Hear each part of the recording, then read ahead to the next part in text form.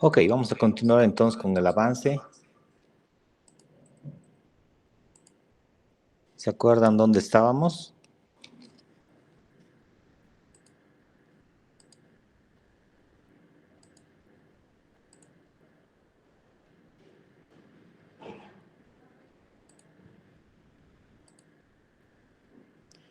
Bien, estábamos viendo hernias, ¿verdad? Y decíamos que una hernia es una protrusión de algún elemento de la cavidad a través de un orificio natural o adquirido y revestida por un saco. Entonces, en el ejemplo, veíamos que ese es el plano aponeurótico, ahí decíamos que había un defecto, y a través de este defecto, pues salía primero el peritoneo parietal, que en última instancia va a ser el saco de la hernia, y después el contenido abdominal, que puede ser hasta el intestino delgado, grueso, etc. Fíjense que las hernias salen por diferentes zonas, en realidad por toda la pared abdominal, tanto en la parte anterior, lateral e incluso en la región posterior, ¿no? En la región inguinofemoral tenemos las hernias inguinales y las femorales. Estas hernias inguinales pueden ser indirectas, directas o combinadas, también llamadas mixtas. Después, en la región anterior vamos a tener hernias umbilicales que salen, decíamos, por el ombligo, hernias epigástricas que salen entre el ombligo y el apéndice cifoides, e incluso podemos tener las hernias de Spiegel, que son hernias que salen por el borde externo del músculo recto anterior del abdomen y por debajo del arco semilunar de Douglas. En la región pélvica también hay diferentes tipos de hernias, como las hernias obturadoras o obturatrices, las hernias ciáticas o las hernias perineales, ¿no? Que también son importantes. Incluso fíjense, en la región posterior vamos a encontrar hernias como las hernias lumbares, ¿no? Dentro de estas está la hernia del triángulo superior o del triángulo de Greenfield y la hernia de Petit del triángulo inferior. Entonces fíjense que hernias pues vamos a encontrar en diferentes partes de la pared abdominal. Entonces vamos a empezar por las hernias inguinales y femorales, ¿no? Que dicho sea de paso son quizás una de las más frecuentes que vamos a encontrar en nuestra vida. Y para esto pues es importante recordarles que cuando uno estudia, lo primero que tienen que hacer es leer la anatomía, ¿no? Y para entender un poco esta parte vamos a repasar la anatomía de la región inguinal. Entonces, ya entrando en la incidencia, fíjense que el 5% de la población va a sufrir de hernia de la pared abdominal, ¿no? Esto realmente es una incidencia bastante alta. Significa que de cada 100 personas que ustedes conozcan, 5 tienen o van a tener una hernia en algún momento de su vida, ¿no? Sin importar la localización.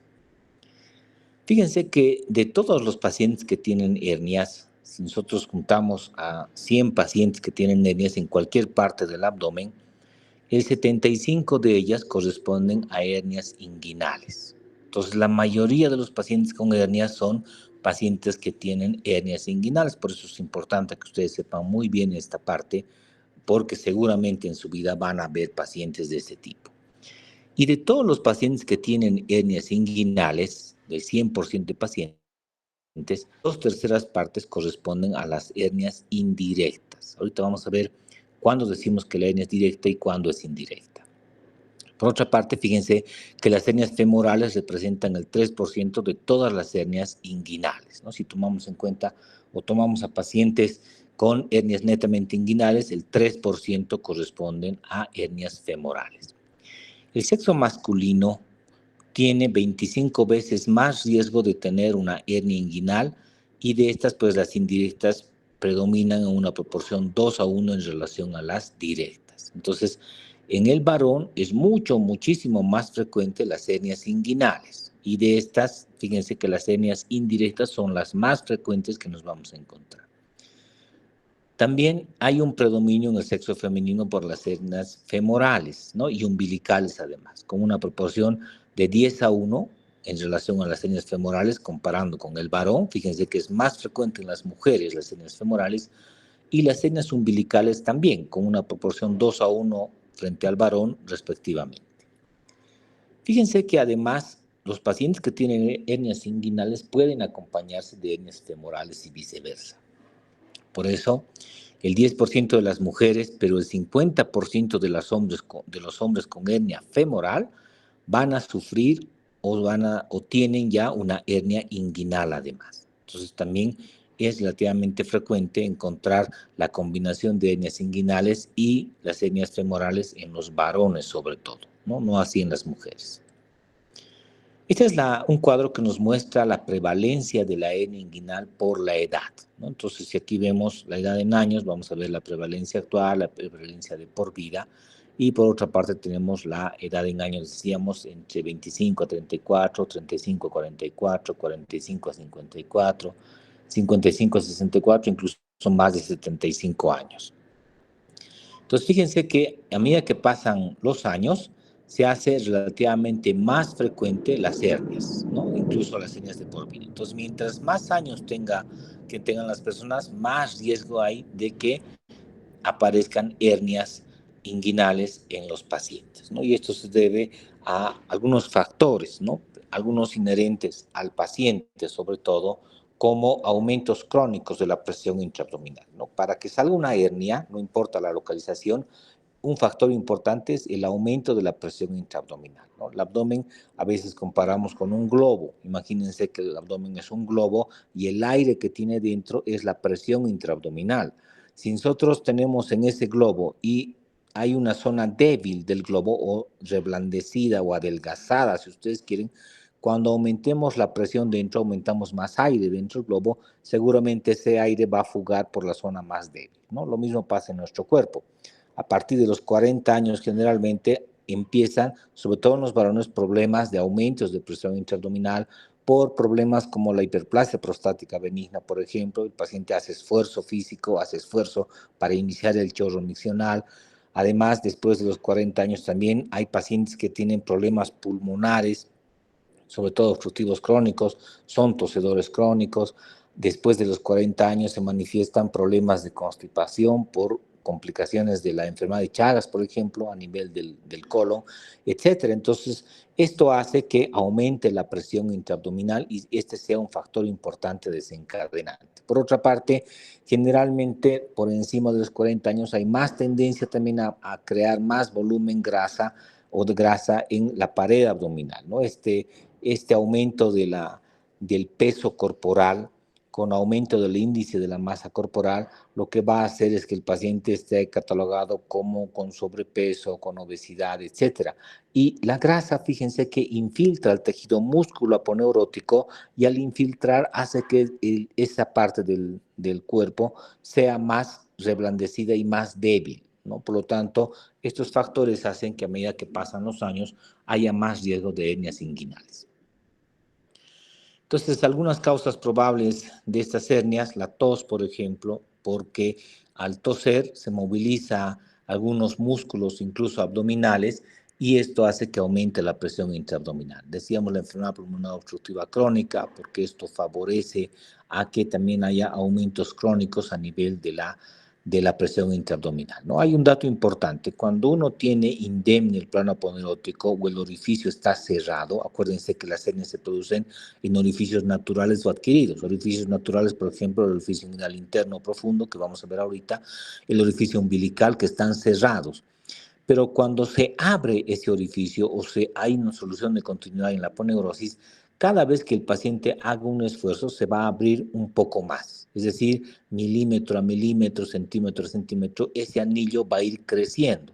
Todas las hernias no es que aparezca de un día para otro y aparezca con un diámetro o un anillo de 5 o 6 centímetros, sino que empezaron con soluciones muy pequeñas, a veces de milímetros, y a medida que el paciente cada vez suma el esfuerzo física o el aumento de la presión intraabdominal, eso se va dilatando. Y por lo tanto, hay más riesgo de que crezca el anillo y por lo tanto una hernia que sea de mayor volumen, ¿no? El esfuerzo, decíamos, con los pacientes con estreñimiento, prostatismo, el embarazo en las mujeres es también un factor desencadenante porque el aumento de la presión intraabdominal es un factor de riesgo, decíamos. El peso al nacimiento menos a 1500, esto en las hernias congénitas, no solamente umbilicales, sino algunas hernias inguinales, sobre todo indirectas, que vamos a ver después. Fíjense que también está asociada a la aparición de hernias con factores genéticos, por eso hay antecedentes familiares. La maniobra de Valsalva que hacen los pacientes, eso también es un aumento de la presión intraabdominal. La ascitis aumenta la presión intraabdominal en forma pasiva. El acúmulo de agua distiende la pared y aumenta la presión, ¿no? La posición erecta, de estar mucho tiempo de pie, es otro factor predisponente. Algunos trastornos congénitos del tejido conectivo, como los lupus, por ejemplo, etcétera. Los defectos de la síntesis de colágena, las incisiones previas en el cuadrante inferior derecho que van a debilitar definitivamente esa zona y por lo tanto en el aumento de la presión intraabdominal en un paciente normal, pues en un paciente que tenga una incisión previa aumenta más veces el riesgo de tener una hernia, ¿no? Los aneurismas arteriales, el tabaquismo, que es otro factor importante, ¿no? De hecho, el paciente que tiene antecedentes de tabaquismo, se recomienda no operar si es que no deja de consumir el tabaco por lo menos un mes antes de la cirugía. Porque si se opera y el paciente estaba con ese hábito del tabaquismo, generalmente no cicatrizan los tejidos, ¿no? Ahí es donde hay problemas de dehiscencias de puntos, pacientes que no cicatrizan. El cargar objetos pesados, decíamos, es un esfuerzo físico y esto pues lleva definitivamente al aumento de la presión intraabdominal, ¿no? Entonces, vamos a ver ahora, o vamos a recordar más bien la anatomía de esta región inguinal. Esta región inguinal, que si ustedes recuerdan, se encuentra a nivel de la región por encima del ligamento inguinal, cerca a la sínfisis del pubis. Este es un conducto que mide más o menos 4 centímetros de longitud, que tiene una dirección de arriba hacia abajo y de adentro hacia afuera, y que para su estudio anatómico está dividido en 4 paredes y 2 orificios. Las paredes son la pared inferior del conducto inguinal, la pared superior, la pared anterior y la pared posterior. Y hay 2 orificios, un orificio inguinal externo o superficial y un orificio inguinal interno o profundo. El contenido de este conducto inguinal está ocupado por, en el varón, el cordón espermático y en la mujer el ligamento redondo, que es un ligamento importante a nivel del útero. Entonces, para poder ver cómo está formado esta región, vamos a describir o recordar más bien lo que ustedes bien han aprendido en anatomía. Entonces, por una parte, la espina ilíaca anterosuperior es un reparo anatómico que tenemos que tomar en cuenta. Por otra, la sínfisis del pubis. Y acuérdense que hay un ligamento entre la espina ilíaca anterosuperior y el pubis, ¿no? Ese es el ligamento inguinal, llamado también la arcada de Poupart. Y encima de este ligamento está ese conducto inguinal que habíamos dicho hace un momento, ¿no? Y que decíamos que para el estudio anatómico está dividido en 4 paredes y 2 orificios. Fíjense que este es el orificio externo o superficial y este es el orificio interno o profundo. Aquí puede haber ya alguna complicación, porque alguien pudiera decir que este es el orificio interno al estar cerca de la línea media y este es el orificio externo por estar alejado a la línea media, ¿no? Aquí, sin embargo, se refiere a la profundidad a la cual se encuentran ambos orificios. Este está cerca a la piel, y por eso es externo superficial, y este está cerca al peritoneo parietal, más bien está en contacto con el peritoneo parietal, por eso es interno o profundo. ¿Ya? Eso es importante que ustedes recuerden. Y dentro de los elementos anatómicos que forman la pared está formada por los mismos elementos que forman la pared abdominal. Es decir, si ustedes recuerdan, en la clase de la semana pasada, habíamos visto que la pared abdominal está formada por 9 capas y dentro de esas capas estaba el oblicuo externo, el oblicuo interno, el músculo transverso. Esas estructuras, además de la fascia transversalis, esas estructuras van a formar las paredes de este conducto inguinal. Entonces, por una parte tenemos al oblicuo externo. Es un músculo, si ustedes recuerdan, que se inserta a nivel de las 6 a 7 últimas costillas en las caras laterales y que sus fibras se dirigen hacia abajo y hacia la parte central. Habíamos dicho que este músculo forma parte de la vaina anterior de los rectos, forma parte de la línea alba porque sus fibras se entrelazan con las del lado opuesto y así van a formar la línea alba. A este nivel en la región inguinal no existe músculo, porque el músculo termina más arriba. Entonces, de manera que en esta zona solo está su tendón de inserción, ¿ya? Como tendón de inserción a el músculo oblicuo externo. Entonces, esto va a formar la pared anterior del conducto inguinal, la aponeurosis del músculo oblicuo externo. La pared inferior está formado por el ligamento inguinal.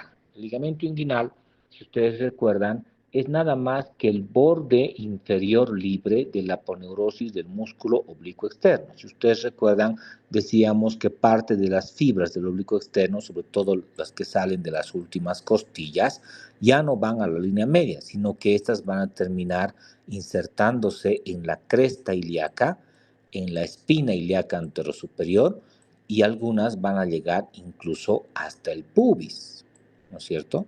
Entonces, este ligamento inguinal, fíjense que es el borde libre de la aponeurosis del músculo oblicuo externo. Entre la espina ilíaca anterosuperior y el pubis no tiene dónde insertarse este músculo, esta aponeurosis más bien, y por lo tanto se refleja hacia adentro, hace una reflexión posterior, y esa reflexión se conoce como ligamento inguinal y va a formar el piso del conducto inguinal.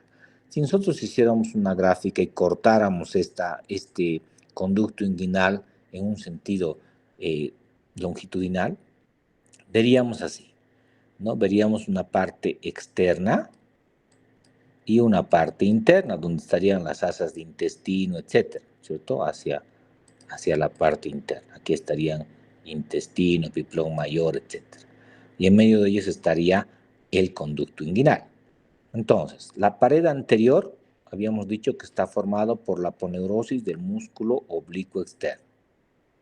Entonces, si vemos de un corte transversal, veríamos así el músculo oblicuo externo. El músculo oblicuo externo estaría así. Y su aponeurosis forma la pared anterior de este conducto. Después habíamos dicho que la pared inferior está formado por este borde libre del músculo oblicuo externo, de la aponeurosis. Decíamos que no tiene dónde insertarse y al no tener hace una reflexión posterior. Por lo tanto, a este nivel hace esto. Se refleja hacia atrás o hacia adentro, si ustedes quieren. Fíjense, esta es la parte interna. Entonces, al reflejarse hacia adentro, este va a formar el piso del conducto inguinal o también la pared inferior llamada. La pared superior, fíjense que está formado por dos músculos, el músculo oblicuo interno y músculo transverso. Si ustedes recuerdan, ayer habíamos visto que ambos músculos también se insertan en la espina ilíaca anterosuperior, en la cresta ilíaca, y también se insertan a nivel del pubis.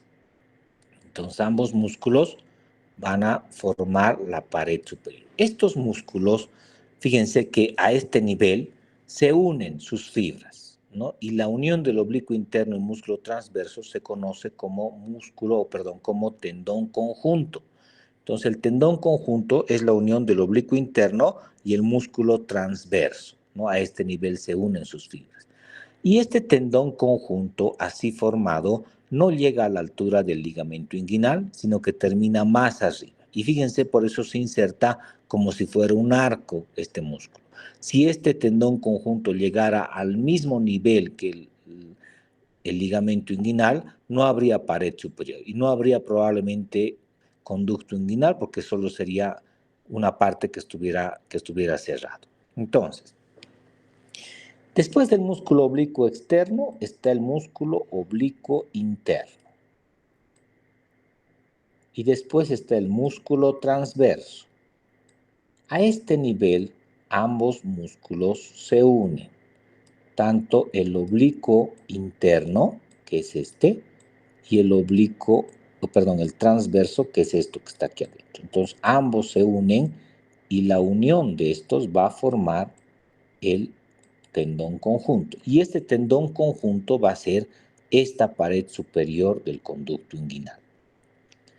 Ahora bien, la pared posterior de este conducto inguinal, en el tercio medio, esto que es el que nos interesa, está formado solamente por la fascia transversalis. La fascia transversalis, que si ustedes recuerdan, era un elemento que no daba mucha resistencia y que por eso se conocía o era más bien comparado como el peritoneo parietal. Después del grupo muscular, si ustedes recuerdan, en la disposición anatómica que decíamos ayer en 9 capas de la pared abdominal, después de este grupo muscular estaba la fascia transversalis, que es como el peritoneo parietal. Entonces, esta fascia transversalis, fíjense, va a formar esta que es la pared posterior del conducto inguinal. Por debajo de esto, si ustedes recuerdan, está el tejido graso preperitoneal y finalmente va a estar el peritoneo parietal. Entonces, fíjense que este conducto inguinal está formado en la pared anterior por la aponerosis del músculo oblicuo externo, la pared inferior por el ligamento inguinal, la pared superior está formada por el tendón conjunto. El tendón conjunto es la unión del músculo oblicuo interno y músculo transverso. Y finalmente, la pared posterior está formada por la fascia transversalis, ¿no? Así está formado este conducto inguinal. Después, fíjense que habíamos dicho que en el varón discurre por aquí el cordón espermático y en la mujer el ligamento redondo, ¿no? Otro reparo anatómico importante que debemos conocer, además de cómo está formado anatómicamente, es el famoso triángulo de Hesselbach, ¿ya? Eso es importante. ¿Cómo está formado el triángulo de Hesselbach entonces? Tenemos algunos elementos anatómicos. Si ustedes recuerdan, ayer también vimos, o la anterior semana, que de este sínfisis del pubis salen dos músculos que son verticales y que llegan hasta la sínfisis hasta el apéndice sifoides, perdón. Son los músculos rectos abdominales, por una parte. Por debajo de este ligamento inguinal hay una arteria, la arteria femoral, y hay una vena que está al lado, que es la vena femoral. Ahora bien, esta arteria y vena femoral, antes que atraviese este ligamento inguinal, porque estos vienen de adentro, antes que atraviese se llama arteria y vena ilíaca externa, antes que atraviese. Después, cuando atraviesa este ligamento inguinal, cambia de nombre y se llama arteria y vena femoral. Antes que atraviese este ligamento inguinal, decíamos, se llama arteria ilíaca externa. Esta arteria ilíaca externa va a emitir un ramo recurrencial que se conoce como vasos epigástricos inferiores. Esta es la arteria epigástrica inferior y lo mismo hace la vena.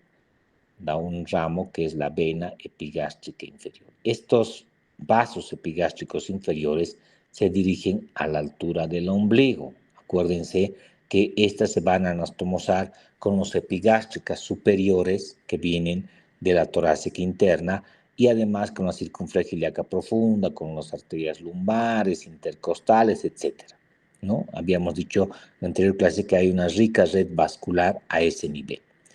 Entonces, ¿cómo está formado ese triángulo de Hesselbach? Por una parte está formado por el borde externo del músculo recto anterior del abdomen, que es esto. Está formado por el ligamento inguinal y está formado por los vasos epigástricos inferiores. Entonces, este es el famoso triángulo de Hesselbach.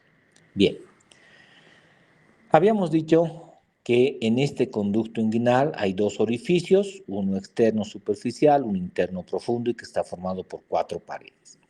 En toda esta región inguinal, en toda esta región, solo hay 2 zonas débiles por donde protruyen las hernias, 2 zonas débiles, no hay otra.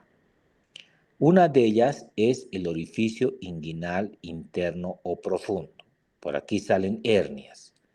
Y la otra es la pared posterior del conducto inguinal, ¿no? Si ustedes recuerdan, esta pared posterior que viene desde aquí está formado solo por la fascia transversalis. Entonces, por eso es una zona débil y por lo tanto es una zona herniógena. Entonces, solamente por estas 2 zonas salen hernias. Las que salen por el orificio interno profundo se llaman hernias indirectas, ¿ya? Orificio interno, acuérdense. Orificio interno empieza con I, por eso son hernias indirectas. En cambio, las que salen por la pared posterior del conducto inguinal, que es esta, se llaman hernias directas, ¿ya? La pared posterior empieza con P, pared posterior del conducto inguinal. Si a esa P le quitamos esto, se convierte en D. Entonces son hernias directas. Ahora bien, ¿qué nos dice la teoría en relación a estas dos zonas herniógenas y el triángulo de Hesselbach? Las hernias que salen por dentro del triángulo de Hesselbach son hernias directas y las que salen por fuera son hernias indirectas, ¿no? Si ustedes ven la gráfica, lo que está por dentro del triángulo de Hesselbach es la pared posterior del conducto inguinal. Y habíamos dicho que las hernias que salen por esta pared posterior son hernias directas. En cambio, lo que está por fuera son hernias indirectas. Ahora bien, estos vasos epigástricos también nos pueden servir de límite para definir las hernias directas y las indirectas. Y entonces diríamos, las hernias que salen por dentro de los vasos epigástricos son hernias directas. Dentro, ahora sí nos referimos a la línea media. Entonces, todo esto sería dentro de los vasos epigástricos y todo esto sería lateral o fuera de los vasos epigástricos. Entonces, las hernias que salen por dentro de los vasos epigástricos son hernias directas y las que salen por fuera son hernias indirectas, ¿no? Eso es importante de recordar. Entonces, decíamos que en estas dos regiones salen hernias.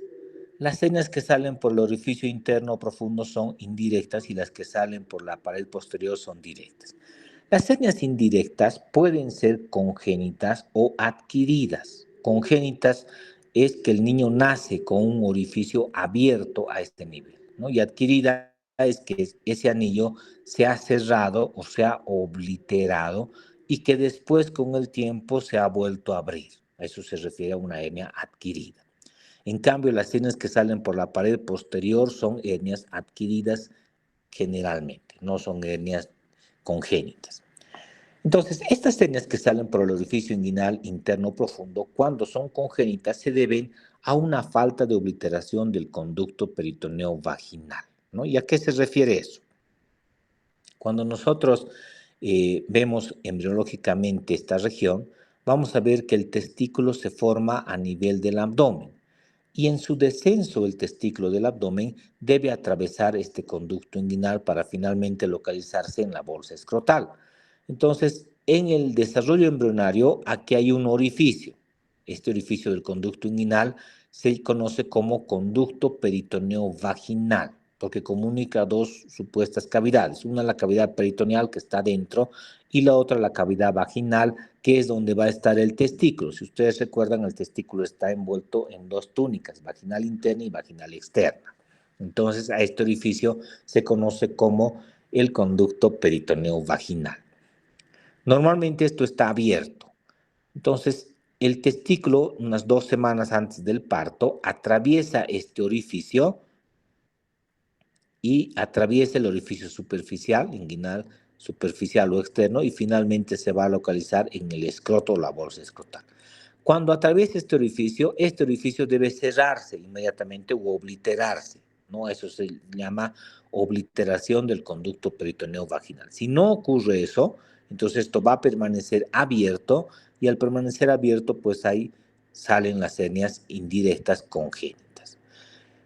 En otros casos se ha cerrado, se ha obliterado este orificio, el niño al nacer no tiene hernia, pero con el paso de los años, en el tiempo, se vuelve a abrir. Entonces también aparecen hernias.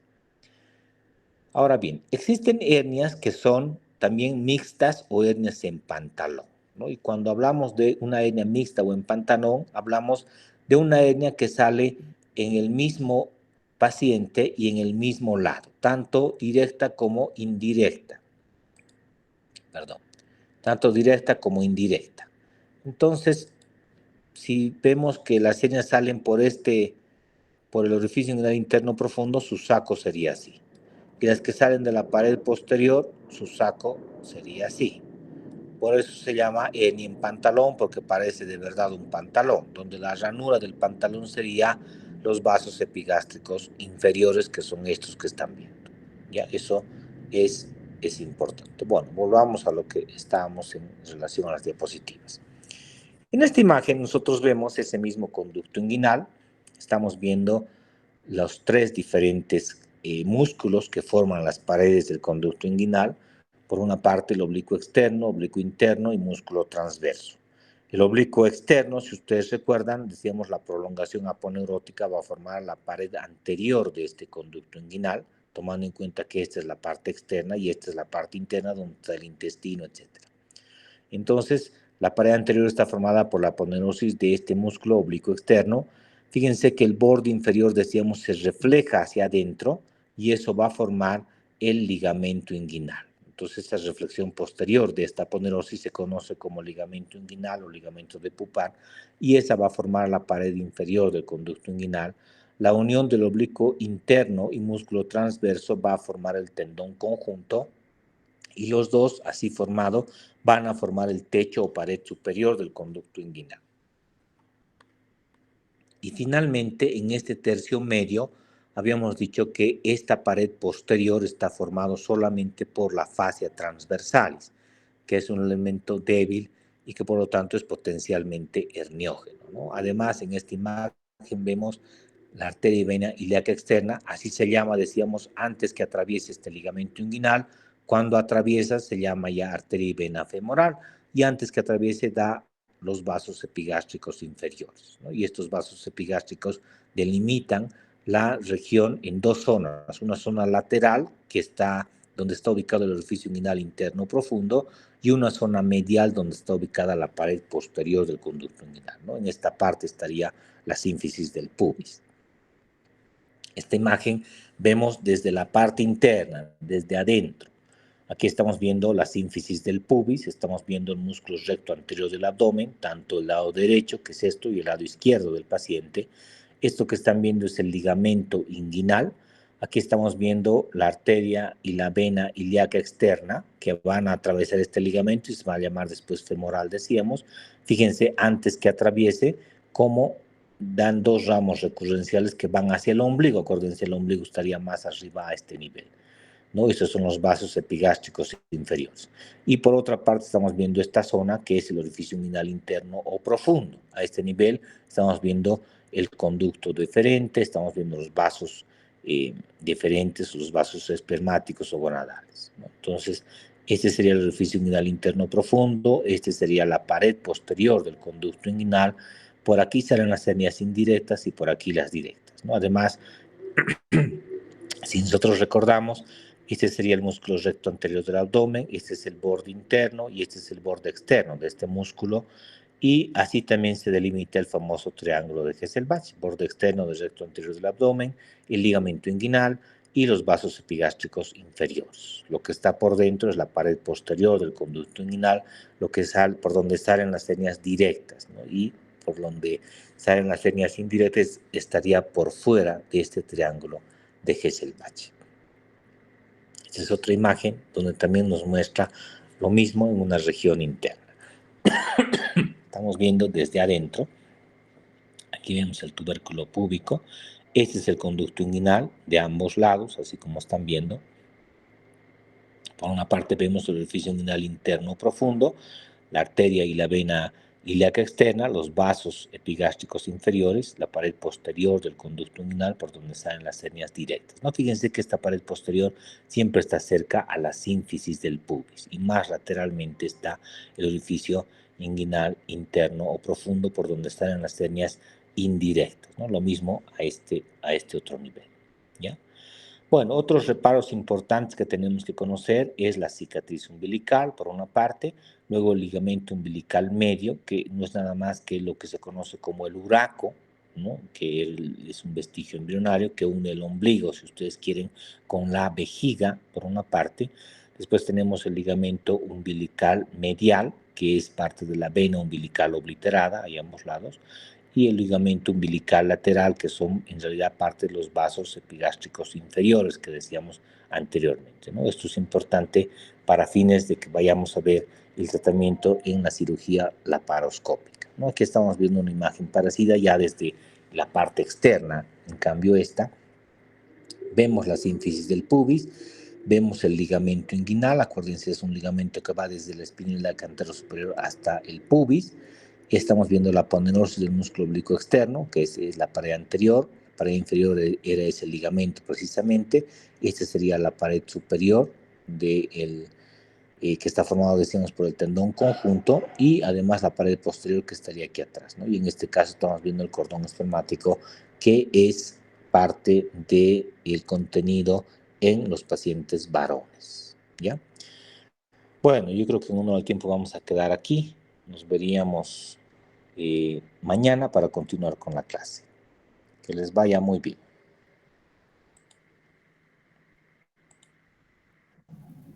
Hasta luego. Hasta mañana. Hasta luego. Hasta mañana.